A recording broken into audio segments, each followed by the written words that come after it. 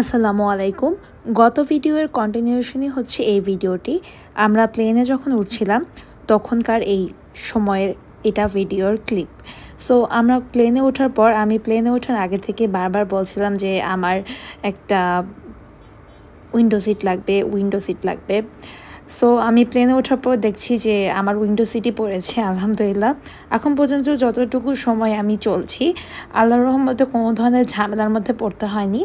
তো উঠে বসার পরে আমি একটু সামনের যে ট্যাব রয়েছিল সেটা দেখছিলাম যে কোনটাতে কি রয়েছে। এখানে কিডসদের জন্য অনেক ধরনের ফিচার্স ছিল, অনেক ধরনের গেমস ছিল। আমি পুরোটা সময় বলতে গেলে এই গেমস খেলেই কাটিয়ে দিয়েছি। আমাদের এখান থেকে ট্রানজিট পড়বে হচ্ছে বাহরাইন এয়ারপোর্টে। সো এখানকার যে সময়টা ঢাকা এয়ারপোর্ট থেকে বাহরাইন এয়ারপোর্টের জন্য আমাদেরকে বলা হয়েছিল অলমোস্ট 6 ঘন্টা সময় লাগবে। তো আমি 6 ঘন্টার মধ্যে 1 ঘন্টা কিংবা 1 মিনিটও ঘুমাইনি, শুধু বাহিরে দেখছিলাম আর ভাবছিলাম যে আমি কি সত্যিই যাচ্ছি, মানে আমার সত্যিই বিশ্বাস হচ্ছিল না।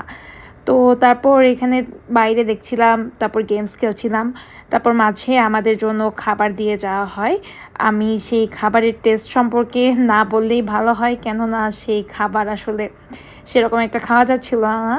আমি তবুও খেতে পেরেছি, আমার মা টোটালি খেতে পারে নাই।